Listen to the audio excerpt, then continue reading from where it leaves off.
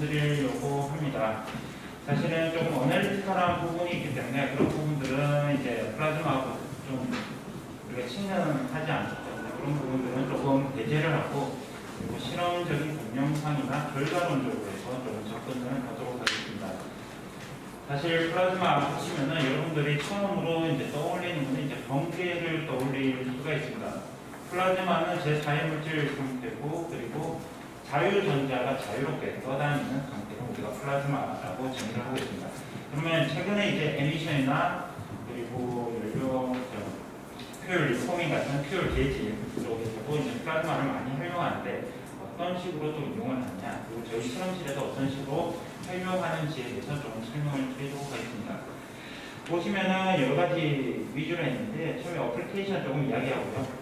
플라즈마가 친숙하지 않기 때문에 가장 기초적인 아이오닉 윈드에 대해서 저희가 설명을 좀 드리겠습니다. 세 번째가 이제 에미션은 어떤 식으로 제어할지, 친환경 선박이나 이제 암모니아, 수소 이쪽으로 만나는데 CO2나 CO 그리고 납스를 어떤 식으로 처리하는지에 대해서 좀 이야기를 드릴 거고요. 그리고 이제 최근에 또 가스터빈 쪽으로 많이 하시는데 가스터빈을 안정적으로 운영할 수 있는데 그 방법으로 플라즈마를 어떤 식으로 적용을 할지에 대해서 제가 말씀을 좀 드리겠습니다. 그리고 이제 5번, 6번은 이제 화재 관련이에요. 화재 쪽으로 해서 전기장이나 플라즈마를 연결해서 어떤 식으로 긍정적인 면을 우리가 볼 수 있는지에 대해서 이야기하고, 마지막은 최근에 이제 기관 쪽에서 가장 관심 있는 부분이죠. 하이드로전 컨버션 쪽에서 어떤 식으로 활용하시죠. 이거는 이제 플라즈마하고는 상관없습니다. 지금 최근에 제가 H2 같은 경우는 수소 자동차 폭발하고 수소 충전 폭발 쪽에 이제 자문을 하고 있는데, 이거는 제가 정말로 랩소 그 퓨얼셀 자동차를 터트린 영상을 들고 왔거든요. 그것에 대해서 조금 소개해 드릴 수 있고, 어떤 식으로 하면 우리가 하이드로전을 안정적으로 운용할 수 있는지에 대해서 같이 이야기를 하도록 하겠습니다.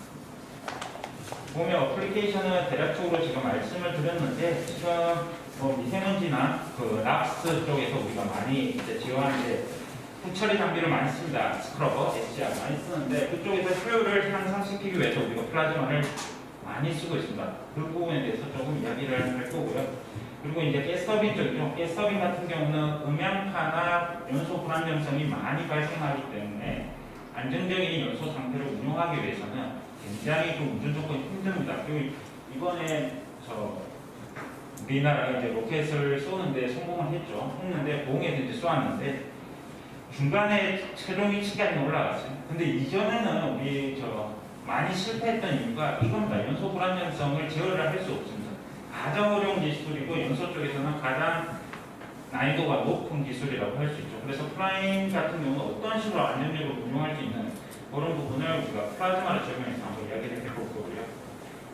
그리고 이제 전기장을 이용해서 화재 연기를 제어하는 것을 제가 한번 보여드리겠습니다. 마지막으로는 지금 최근에 제가 그 한국연구재단하고 지원받고 이제 연구하는 건데, 배터리 화재가 가장 많이 발생을 하죠. 근데 배터리 같은 경우는 화재가 한번 폭발을 하게 되거나 화재가 일어나면 이거 끄기가 힘듭니다. 끌 수 있는 방법이 없어요. 배터리가 불이 나면 일단 다 탈 때까지 소방관들의 한 액션은 기다리는 겁니다. 다른 데 전파하지 않고.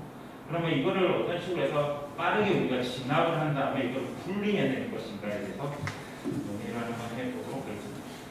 플라즈마를 뭐 거의 다 모르신다고 가정을 하고 제가 설명을 좀 드리면, 플라즈마 같은 경우는 이제 자유전자하고 아이오닉 상태에서 자유롭게 돌아다니는 상태인데, 이쪽에서는 굉장히 열도 높죠. 온도도 높고 일렉트론 반응도 있습니다. 전자 반응이 있고, 그리고 전기장도 형성이 됩니다.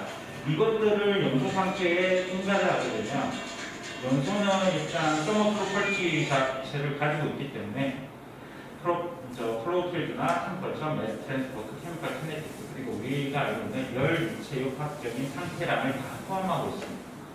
그래서 플라즈마가 얘네들하고 인터랙션을 하면 굉장히 해석이 복잡합니다. 그래서 수치 해석이 불가능합니다. 지금 현재 세계에서 제일 계산으로 용이한 저쪽에 카우스트나 아니면은 저쪽에 프린스턴 그쪽에서도 연구를 하는데 결과가 수치 해석으로는 힘듭니다. 왜냐하면 백데이터가 없거든요. 그래서 저희 실험실에서는 이제 실험 연구를 하니까 실험적으로 어떤 식으로 이쪽 백데이터를 기여를 할 수 있는지에 대해서 고민을 한번 해봤습니다. 가장 쉬운 게 지금 제가 설명드리는 아이오닉 윈입니다. 아이오닉 윈드는 이제 이온풍이 이제 플라즈마를 걸게 되면 이온풍 바람이 발생을 합니다.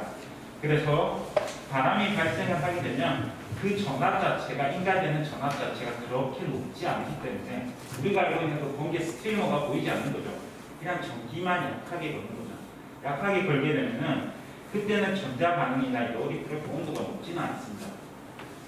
그렇게 되면 우리가 전기장마 형성을 하기 때문에 전기장마 형성을 하게 되면 플로우 필드만 바뀌지 열이나 일렉트론 리액션 같은 건 가능하지 않기 때문에 온도나 그리고 매스 트랜스포트나 과학적인 반응 전혀 발생하지 않습니다.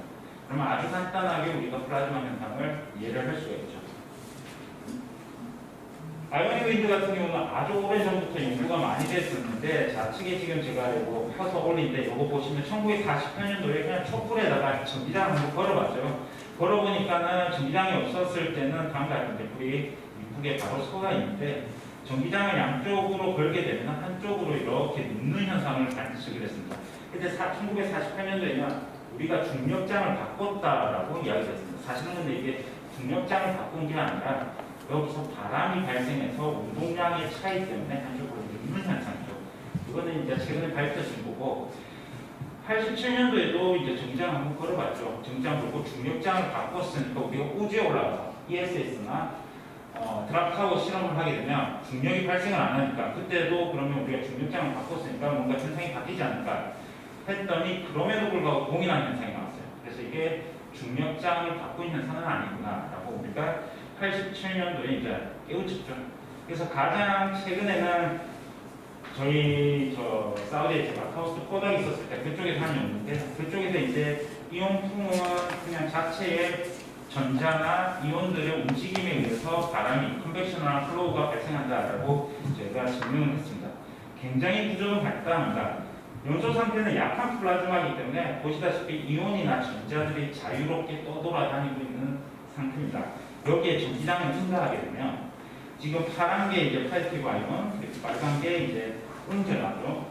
네거티브 아이온하고 일렉트론이 있는데 전기장 걸게 되면은 당연히 양전하는 음극으로 갈 것이고 음전하는 양극으로 갑니다. 근데 이걸 고등학교 때 로렌츠 포스라고 배웁니다.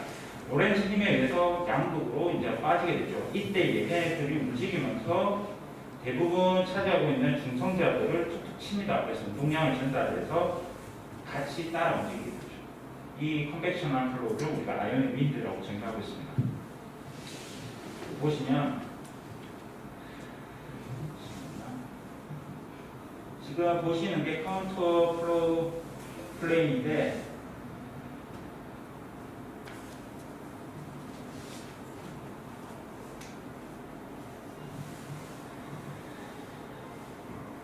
이쪽이 퓨얼 사이드고 이쪽이 이제 산소가 있는데요. 전기장을 걸게 되면은 다음과 같이 양쪽으로 바람이 불어서 플로우 필드가 양쪽으로 이렇게 갈라진다. 그래서 우리가 이제 이온풍은 양쪽으로 부는구나 해서 이제 관측을 성공을 했죠. 이게 2017년도니까 몇 년 되지는 않았습니다. 그래서 이거를 이제 초프라임에도 한번 해봤어요. 우리가 가장 기초적으로 우리가 설명할 수 있는 초프라임에도 해봤더니 전기장이 없으면 이렇게 위쪽으로 올라갑니다. 그럼 중력장이니까 그 부연식 플로우에 의해서 위쪽으로 올라가게 되는데 양쪽에 전기장을 걸게 되면 양쪽 방향으로 이제 이온풍이 불게 되죠. 그렇게 됩니다. 그래서 이것을 이용을 해서 우리가 아이오닉 윈드를 정의를 하는데 저희 시험체 같은 경우는 이제 아이오닉 윈드 같은 경우는 양면들이 대부분 차지하고 있기 때문에 연소 상태에서 하이면은 양면들이 되게 많아요. 한 100개 중에 90개는 양면이라고 보시면 되고 10개 정도가 이제 전자가 차지를 하고 있습니다. 그래서 불이 한쪽으로 누워요. 양쪽의 수밀도가 넘버 데스티가 동일하면 얘가 가만히 있겠죠. 근데 한쪽으로 치우치기 때문에 평양돼서 불이 기울어지게 됩니다. 그래서 대부분 사람들이 이제 전자의 효과는 무시를 했죠. 전자 쪽에서는 이제 음전화 쪽에서는 이온풍이 발생하지 않을 거라고 이야기를 했습니다. 제가 학교 대학에 들어와서 이제 음전화 쪽에서 또 이제 붙는 효과가 무시할 정도로 작지 않기 때문에 이것을 어떤 식으로 증명을 할까 해서 저희가 실험을 해봤더니 전자들은 기본적으로 최외곽 전자가 2개가 부족해서 네가티브이 음전화로 될 가능성이 아주 높습니다. 음이온으로. 그래서 여기에다가 산소를 한번 넣어보고 다른 쪽은 이제 질소만 넣어봤습니다. 그랬더니 질소만 100% 넣은 경우에는 한쪽은 이런 식으로 해서 숙이게 되죠. 왼쪽 좌측에 보시는 그림. 이쪽 그림 보시면 이쪽 그림 보시면 한쪽으로 숙여지는데 다른 쪽 보시면 이제 양쪽으로 갈라집니다. 양쪽으로 갈라지는 게 산소 때문에 전자들이 산소를 만나서 얘네들이 음전화로 변해서 양쪽으로 이제 똑같은 운동량을 발생하기 때문에 양쪽으로 벌어지는 것을 확인을 했습니다. 그래서 보시면 아주 크리티컬하게 이제 클리어하게 이제 보일 수가 있는데 질소를 섞었을 때는 평형되게 봅니다. 왜냐하면 양면들이 훨씬 많거든요. 하지만 물을 섞거나 아니면 양쪽에 이제 공기를 섞게 되면 주위에 산소가 있기 때문에 전자들이 산소랑 만나서 음전화로 변하기 때문에 양쪽으로 충분히 운동량을 전달해서 양쪽으로 벌어진다. 전기장을 걸지 않으면 이게 아주 부드럽게 위쪽으로만 올라갈 수 있습니다. 그래서 저희가 이제 실험실에서 이제 양쪽으로 보는 것을 2019년도에 이제 처음으로 이제 규명을 했었습니다. 같은 내용이고요. 그래서 결론은 지금 이쪽 아이오닉 윈드 속에서의 결론은 우리가 양쪽으로 보면은 저희 실험실에서 이제 세계 최초로 한번 규명을 해봤다. 과학적으로 이제 클리어하게 에비던스를 우리가 제출했다는 부분에 대해서 이야기를 드릴 거고, 이제는 본격적으로 이제 어플리케이션 쪽으로 잠깐 보면, 에미션 같은 경우는 우리가 플라즈마를 사용하게 되면 기본적으로 수트는 전도성을 가지고 있기 때문에 전기장을 보면 달라붙습니다. 그래서 수트를 채집하기가 아주 좋습니다. 그래서 실험을 했더니 어떤 식으로 하냐면 수트가 발생하는 하임에다가 가운데 여기 보시면은 가운데 보시면 여기 전극을 달아서 이제 수트를 포집할 수 있는지 여기에 대해서 우리가 평가를 했더니 바로 결과를 보여드리면 아주 클리어하게 이제 수트가 사라졌습니다. 보시면 0kV에서는 이제 블랙바디 라디에이션에 의해서 노랗게 우리가 변하는 게 이제 수트인데 전기장을 점점 강하게 걸었더니 수트 양이 극단적으로 이제 줄어들었습니다. 플라즈마 레진까지 올라갔죠. 올라가게 되면은 지금 동일한 하임인데도 불구하고 이제 청량까지 올라갔습니다. 발열량은 동일합니다. 발열량은 동일하고 이것을 이제 레이저 부착을 했더니 수트가 현저하게 이제 줄어든 것을 확인했습니다. 그래서 이거는 이전에 했었을 때 이제 특허하고 같이 냈었는데 굉장히 좋긴 좋은데 일단 들어가게 되면 시설이나 장비 사이즈가 커져서 이런 부분들이 이제는 뭐 자동차나 이런 데는 적용을 할 수는 없고 발전소에서는 이제 적용하는 부분들이 조금 있습니다. 이것도 마찬가지 같은 내용이고요. 이거는 시간 관계상 스킵을 조금 하겠습니다. 가스터빈 쪽인데 가스터빈은 최근에 연구를 많이 하고 있는데 지금 두산에서 많이 하고 있죠. 우리나라에서는 가스터빈을 아직 상용화 시킬 수 있는 기업체는 없습니다. 기업체는 없고 거의 이제 세계적으로는 G나 아니면 미쓰비시 쪽에서 많이 이제 만들고 있는데 가장 어려운 기술이 이제 연소 불안정성인데 연소 불안정성이 발생을 하게 되면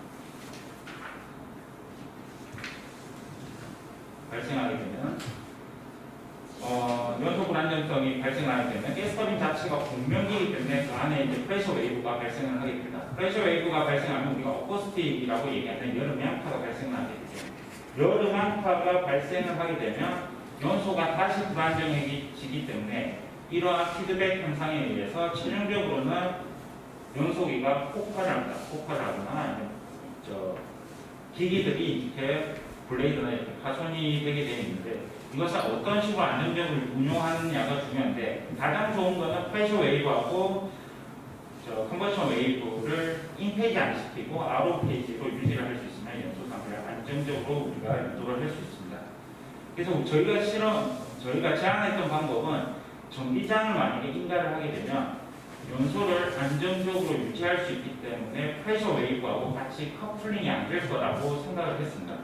그래서 저희가 실험을 했더니 일단 가스터빈은 아주 간단한 걸로 만들었습니다. 4분의 1 파장 공명기에서 심플하게 이렇게 여기다가 프리믹스 가스 믹처를 넣고 위쪽에 전파하게 되면 다음과 같이 다양한 형태로 연소가 불안정해지면서 폭발이 발생합니다. 이때 발생하는 압력이 0kPa이 대기압이라고 가정을 하면 15에서 20kPa까지 증가합니다. 그러면 연소도 불안정해지고 압력도 급속도로 증폭을 합니다. 여기가 지금 압력 데이터인데 보면 시간에 따라서 급속도로 압력이 증가하는 것을 확인할 수가 있습니다.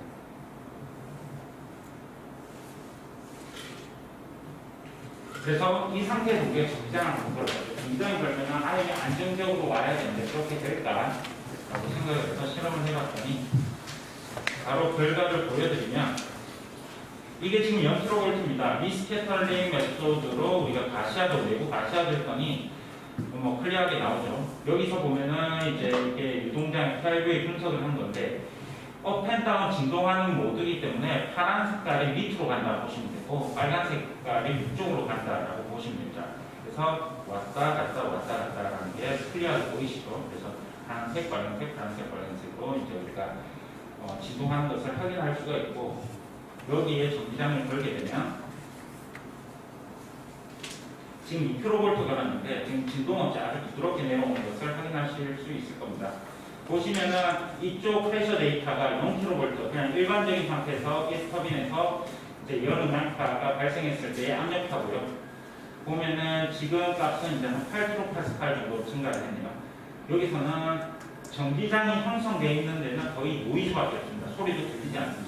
근데 전기장 밖을 벗어나는 순간 압력이 약간 커지는 것은 확인할 수가 있습니다.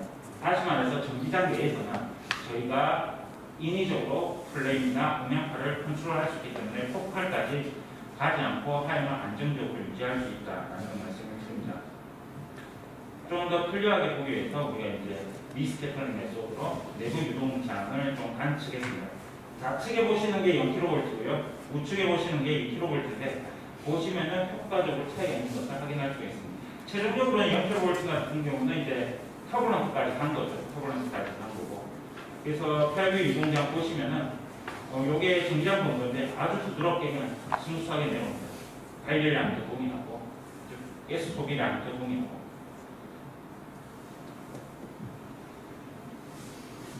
이거는 밑에서 찍어왔는데 전기장 밖을 벗어나게 되는 순간 이 2kV 동영상도 마찬가지로 업앤다운 진동하기 시작합니다. 그러니까 이 상태는 전기장 내에서만 유효하고 전기장 밖을 벗어나면 유효하지는 않습니다. 이제 4kV 정도 걸게 되면 마찬가지로 일렉트로드 내에서는 굉장히 안정적으로 운용이 가능한데 밖을 벗어나면 되지 않는다라는 그림을 우리가 확인할 수 있고요. 그래서 메커니즘은 간단합니다. 전기장을 걸게 되면 양쪽에 하염에서 아이오닉 윈드가 발생을 하기 때문에 이러한 아이오닉 윈드가 들어오는 입사파인 프레셔 웨이브를 브레이크업 시킵니다. 그래서 그것들을 이제 분산을 시켜서 압력파가 이제 깨지는 거죠. 우리가 지금 해양교에서 많이 쓰죠. 테트라포트도 마찬가지잖아요. 그 파도가 오면 파도를 깨트리는 역할을 하신다라고 생각하시면 굉장히 이해가 쉬우실 겁니다. 그래서 총적으로는 이제 결론적으로 말씀드리고 싶은 것은 전기장을 활용해서도 가스터빈에서 우리가 연소를 제어 가능하다라는 말씀을 드리고 싶습니다. 이제 화재 쪽인데요. 화재 쪽은 이제 조금 다르게 좀 이야기를 하겠습니다. 화재 작년에 사망자 건수가 이제 연기 유독으로 해서 사망자가 많이 발생을 했는데요. 보통 화상 입어서 이제 돌아가시는 분들은 없어요. 보통 CO2나 CO2를 산소가 부족해서 유독가스 흡입에 의해서 이제 사망을 많이 하는데요. 이때 저희가 자주 쓰는 방법이 지금 터널 내에서 보시는 이 팬입니다. 팬을 사용해서 연기를 한쪽으로 치우쳐서 이제 풀게 되면 제시자가 그 반대 방향으로 이제 탈출을 할 수 있는 거죠. 이때 가장 문제점이 산소가 내부에 계속 지속적으로 공급되고 있기 때문에 그 제실자의 생명하고 상관없이 불 사이즈는 계속 커질 수밖에 없습니다. 왜냐하면 바이오물이 있고 산소가 충분히 들어가기 때문이죠. 그래서 이것도 장단점이 있습니다. 그래서 저희가 생각했던 거는 만약에 건축물에 지금 보시는 이 건축물에 HBM도 있고 여러 가지가 있으니까 만약에 전기장을 걸게 되면 어떻게 될까? 한쪽으로 우리가 유도하지 않을까라는 생각을 해서 전기장을 한번 걸어봤습니다. 걸어봤더니 지금 보시는 게 이제 0kV에서 우리가 가용물을 태웠을 때의 연기 방향입니다. 당연히 부연식 프로 때문에 위쪽 방향으로 올라가는데 이 상태에서 전기장을 걸면 어떻게 될까? 당연히 이용품 때문에 한쪽을 치우쳐지지 않을까라는 생각에서 정지장을 걸어봤습니다. 그래서 10kV 걸면은 전기장을 어디에 어떻게 걸으시는 거예요? 전기장 전기장은 여기서 그냥 자연스럽게 고전압을 전기장이 이쪽 하나입니다. 그리고 반대쪽 전기장은 그냥 공기라고 전극은 공기라고 생각하시면 됩니다. 한쪽만 겁니다. 그래서 여기서 이제 그라운드는 없는 거죠. 그라운드는 공기라고 보시면 되고 하이 볼티지는 여기 걸게 되면은 이제 연기가 연풍이 한쪽으로 옵니다. 아까 그 팬을 쓰는 거하고 차이점은 팬을 쓰게 되면 추가 산소가 들어가는 거고 얘는 얘가 가지고 있는 가스 디스펜서 걔가 가지고 있는 최적을 가지고 우리가 빼고 있기 때문에 추가적인 산소 공급이 없습니다. 심지어 불도 작아집니다. 불 사이즈도 줄어들기 때문에 하염을 억제함과 동시에 연기까지 동시에 제어할 수 있다는 것을 말씀드립니다.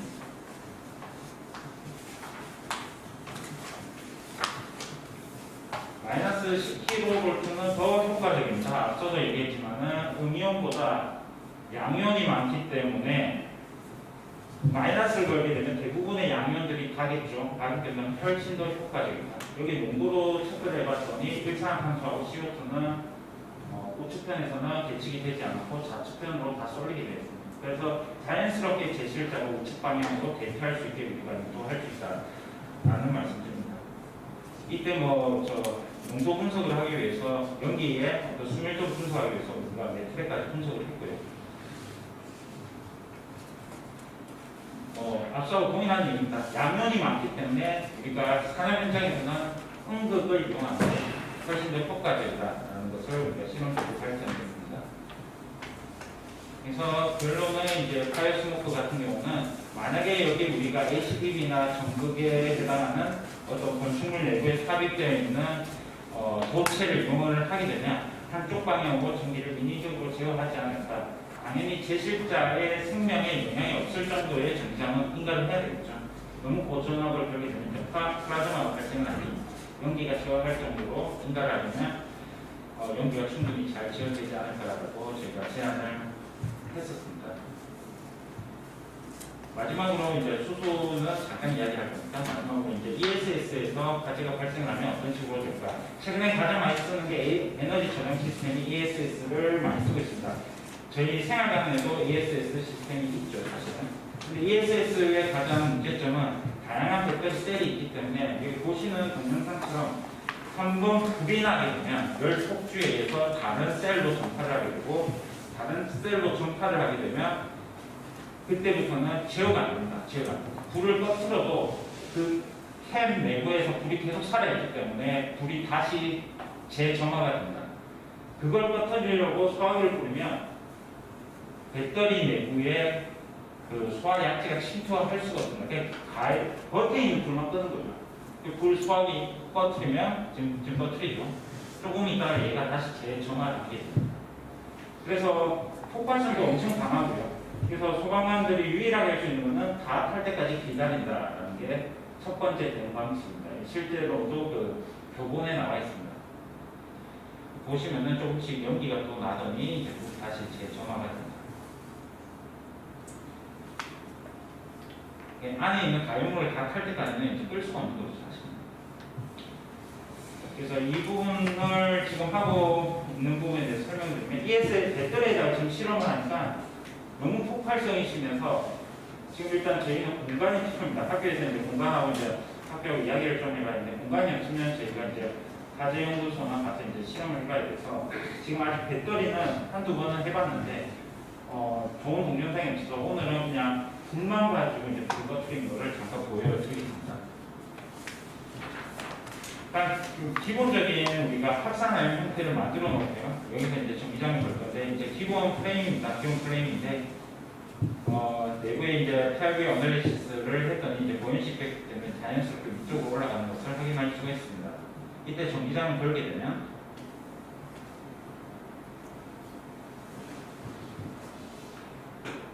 불이 순간적으로 꺼지는 거죠. 이게 0.3배속이거든요. 순간적으로 전기장을 샷하고 치면 이제 꺼집니다.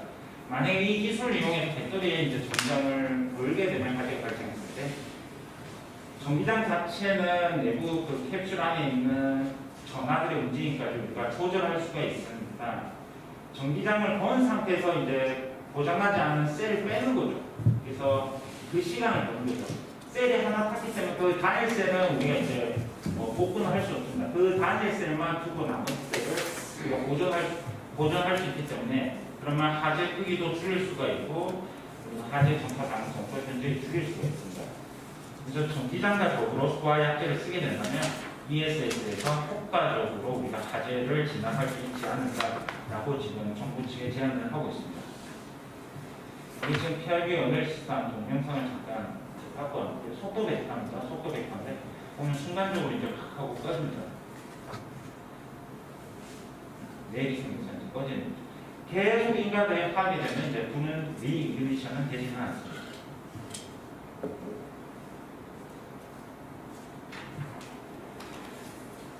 제가 오늘 백신을 4시에 맞아서 좀 빨리 진행을 하겠습니다. 그래서 이제 전기장을 걸어서 이제 이걸 잘 겹쳤다라는 내용이고 마지막은 저희가 이제 하이드로전 지금 최근에 화재연구소하고 하고 있는데요. 지금 소방관들 교본도 같이 만들고 있고요. 그리고 이격거리나 안전을 어떤 식으로 담보할 수 있는지에 대해서 우리가 같이 연구를 하고 있는데 기본적으로 퓨얼셀 자동차 같은 경우는 탱크가 수소탱크가 3개가 들어가야 됩니다. 지금 보시면 3개가 있죠. 그래서 뒤쪽에 시트 밑에 이제 설치가 되어 있는데 한 개당 700바로 설치가 되어 있습니다. 700바는 굉장히 터지면 어마어마하죠. 그리고 우리가 알고 있는 퓨얼셀은 이제 앞에 이쪽에 설치가 되어 있는데 운전자 앞쪽에 설치가 되어 있고 여기서 저희가 했던 거는 이게 TPRD라고 얘가 이제 안전을 제어하는 역할을 하고 있거든요. 만약에 TPRD가 100도씨를 감지하게 되면 수소는 누출되게 되어 있습니다. 700바니까 이게 뚜껑을 열게 되면 엄청나게 빠르게 누출이 되기 때문에 단 10초도 되지 않아서 내고 있는 수소는 확산력에 의해서 대기 중에 날아가고 있습니다. 그러니까 큰 화재의 그 수소가 만나기 전에 100도씨에서 이제 바로 배출을 하는 거죠. 큰 사고를 이제 미연에 방지할 수 있는 게 TPRD가 가지고 있는 장점입니다. 지금 넥스에서는 어떤 식으로 TPRD를 뽑아내냐면 일단 수소를 뽑아내면 이제 옆에 사람이 있으면 바로 맞으면 다치잖아요. 그러니까 위쪽으로 밑에 이 방향으로 쏘게 됩니다. 그러면 여기 리프렉션에 의해서 위쪽으로 가겠죠. 그럼 운동량 때문에 일단 수소의 누출 속도를 현저하게 누출 압력하고 줄일 수가 있습니다. 그래서 설령 사람이 여기 있다 하더라도 큰 피해는 보지는 않습니다. 지금 이거는 이제 동영상인데요. 저희가 어디 광주에 가서 이제 실험을 한 건데 군부대 가서 있습니다. 군부대 가서 있고 지금 여기 조만처럼 이제 우리가 상용화되고 있는 엑소 현대 수소 자동차입니다. 탱크가 3개가 들어가 있는데 이 탱크 중에 2개는 그냥 놔두고 1개만 700바로 이제 세팅을 해놓고 TPRD가 있으면 폭발력이 우리가 관측을 할 수가 없으니까 TPRD가 고장났다라는 시나리오를 가지고 얘는 그냥 뚜껑을 밸브를 잠궈 놨습니다. TPRD가 설치가 되어 있지 않습니다. 그 상태에서 이 자동차 밑에다가 이제 불을 지르는 거죠. 핵탄 연료를 써서 불을 확산화염을 만든 다음에 그다음 열을 받으면 얘가 운동량이 엄청 커지겠죠. 그러면 순간적으로 폭발한다. 그 동영상을 이제 같이 보시면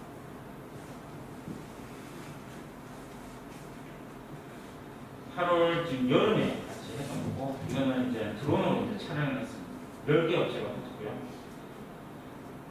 현대도 붙었고 이제 화재연구소도 붙고 해서 같이 이제 공동 연구를 하고 있는데 일단은 핵탄 연료를 썼기 때문에 확산화염을 보일 수가 있고 이게 지금 방화벽입니다. 옆에 서 있는 게 방화벽이고 그래서 방화벽이 어떤 식으로 역할을 할 수 있을지에 대해서도 고민을 하고자 방화벽이고 좌우 주위에 서머 커플하고 압력 게이지 먼저 프레셔 게이지를 설치했습니다. 그래서 압력파가 어느 정도 되는지 가장 중요한 것은 압력파입니다. 압력파가 사람한테 어느 정도 영향을 오는지 그래서 심하면 이제 우리가 이격거리를 넓게 두는 거죠. 정부에서 법적으로 그래서 그것을 확인하기 위해서 우리가 실험을 했고요. 사실은 저는 2km밖에 있었습니다. 2km밖에 있었는데 그 압력파를 느꼈어요. 그냥 들고 있는 휴대폰도 촬영하다가 떨어뜨렸거든요. 지금 4분 뒤입니다.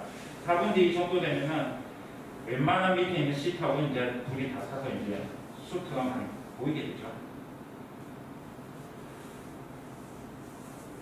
그 그리고 6분 뒤입니다. 이제는 내부까지 불이 하염이 침투했고 작은 폭발이 있었는데 폭발은 이제 수소에 의한 폭발은 아니고요.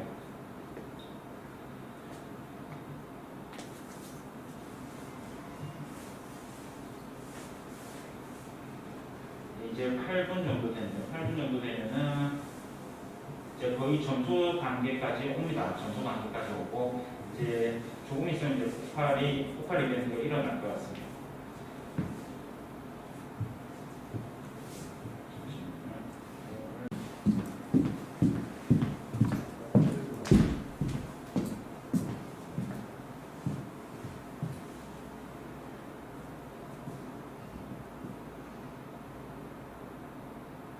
바로 이제 11초. 소리도 좀 들려주세요. 소리는 나가요. 지금 날아간 게 지금 탱크거든요. 탱크인데 저 탱크가 지금 한 500m까지 날아갔거든요. 이것도 사이즈입니다.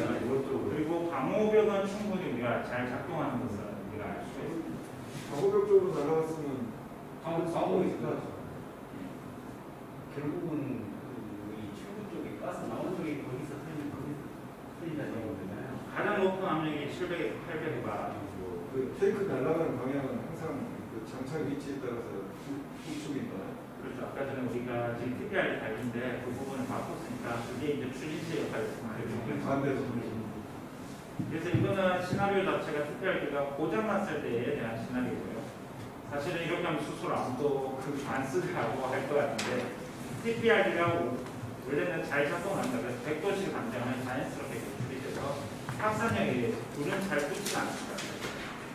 수소가 굉장히 불이 잘 붙는데 그 전에 배출이 된단 말이죠? 파이 넣기 전에. 그렇죠. 잘 생각합니다. 결국 이런 테크는 안 들어가다니까. 인간한테 아끼진다니까. 네, 잘안 됩니다. 11분을 가열했는데 그때 이유가 돼야 되는 장치가 오늘 중요한 발표는 여기까지.